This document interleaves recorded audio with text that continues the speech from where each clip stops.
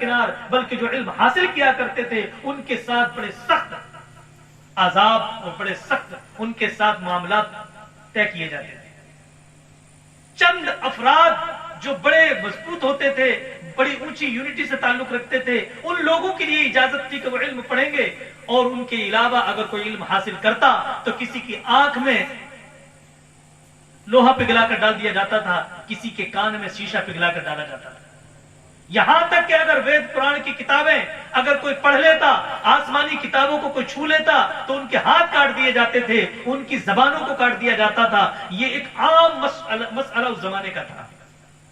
جب علم کو چھپایا جاتا تھا، علم کو سیکھنا جرم سمجھا جاتا تھا، ایسے زمانے میں اسلام جب آیا تو ان اندھیروں کے باپ کو مٹاتا چلا گیا، اور سب سے پہلی آیت نور جو نازل ہوئی غار حرا سے، اس آیت کو جب پیش کیا گیا تو اس کا مطلب ہی یہ تھا، پڑھو اور خوب پڑھو۔ اقرا بسم ربک الذی خلق، پڑھو اپنے رب کے نام سے جس نے پیدا کیا ہے آپ کو۔ اقرا بسم ربک الذی خلق، اپنے رب کے نام سے پڑھیے جس نے پیدا فرمایا ہے۔ خلق الانسان من علق، مخلوق کو اللہ نے پیدا کیا۔ اس وقت میں جب یہ چراغ جلایا گیا تو اس کی روشنی صرف غار حرا تک ہی نہ محدود رہی، بلکہ یہ روشنی پھیلتے پھیلتے پوری دنیا کو اپنے احاطے نور میں لے چکی تھی۔ ایسے میں یورپ کو خطرہ ہوا،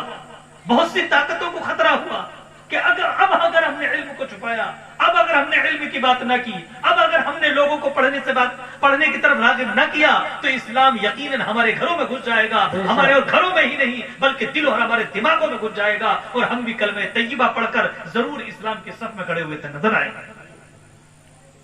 انہوں نے بڑی پلاننگ کے ساتھ ایک مشنری بنائی، مشن کے ساتھ ایک مشنری بنائی، اور مشن میں یہ طے کیا گیا کہ جو اب تک تمام فنون اور فنکار بنائے جاتے تھے، فنون سکھائے جاتے تھے، اب ہم ان کو پریکٹیکل نہ دے کر کے اس کو تھیوری میں تبدیل کر دیتے ہیں، کتابوں کی شکل میں تبدیل کر دیتے ہیں، اور پوری دنیا کو علم کے نام پر اب فنون سکھائیں گے نہیں بلکہ فنون لوگوں کو پڑھانا شروع کریں گے۔ انہوں نے کیا کیا؟ ابھی بھی علم نہیں دیا، یہ بھی دھیان دیا۔ جو کل تک کاریگر ہمیں مستری بنانے کی ٹریننگ دی جاتی تھی، تھیوری نہیں پڑھاتے تھے بلکہ پریکٹیکل کراتے تھے، جیسے آج ہم اپنے بچے کو انگلی پکڑ کے لے کے جاتے ہیں اور کہتے ہیں بیلڈنگ والے سے کہ ذرا میرے بچے کو بیلڈر بنا دو۔ ہم اپنے بچے کو پکڑ کے لے جاتے ہیں ڈاکٹر سے، کہتے ہیں اس کو ڈاکٹر بنا دو۔ ہم اپنے بچے کو پکڑ کر لے کر جائیں اور سلائی مشین چلانے والے،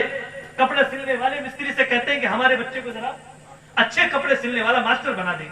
اس طرح سے پہلے فنون کو پڑھایا نہیں جاتا تھا بلکہ فنون کو سکھایا جاتا تھا۔ انہوں نے کہا یہی فنون جو ہم ان لوگوں سے کام آج کراتے ہیں اس کو تھیوری میں تبدیل کر دو تاکہ یہ اس کو علم سمجھیں اور انہیں علم سے محروم بھی رکھا جا سکے۔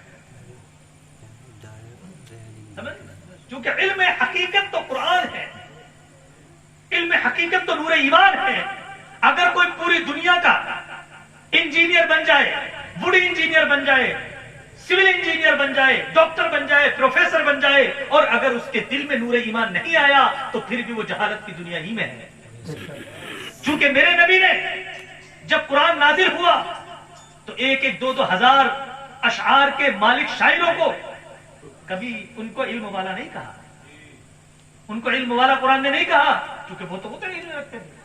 کئی ہزار اشعار شاعروں کے دل اور دماغ میں ہوا کرتے تھے، زبانی یاد ہوا کرتے تھے، یہ نہیں کہ وہ لکھا کرتے تھے، جبکہ وہ لکھنا بھی جانتے تھے،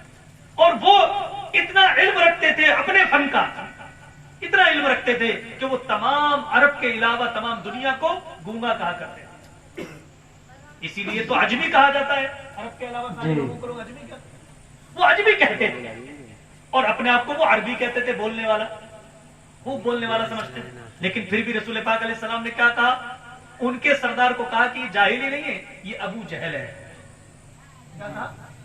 جاہل ہی نہیں ہے، یہ ابو جہل ہے۔ اس زمانے کے لوگ ایسا نہیں ہیں کہ مکان بنانا نہیں جانتے تھے، اس زمانے کے لوگ ایسا نہیں ہیں کہ وہ ڈاکٹری اور حکمت نہیں جانتے تھے، بہت سی چیزوں کو جانتے تھے، بہت سے ان کے فنون تھے، بڑے بڑے عالیشان مکان بنانا جانتے تھے، بڑے بڑے اچھے اشعار لکھنا جانتے تھے، بڑی بڑی کتابیں پڑھنا جانتے تھے، بڑی بڑی پرانی باتیں کرنا جانتے تھے، بڑے بڑے ہسٹورین تھے، تمام مجلسوں کو بٹھا کر وہ تمام بادشاہوں کی ہسٹوری زبانی سنا دیا کرتے تھے، وہ تمام علم نفسیات کے ماہر لوگ تھے۔ لیکن اس کے باوجود رسول اللہ صلی اللہ علیہ وسلم نے ان کو اہل علم میں قبول نہیں کیا، بلکہ سرکار نے فرمایا جب تک تم اللہ کے نور کو تسلیم نہیں کر لو گے تم ایمان علم والے نہیں بلکہ علم والوں کے علم والوں کے مخالف، انسانیت کے مخالف، اور بلکہ جاہل ہی نہیں، جاہلوں کے باپ۔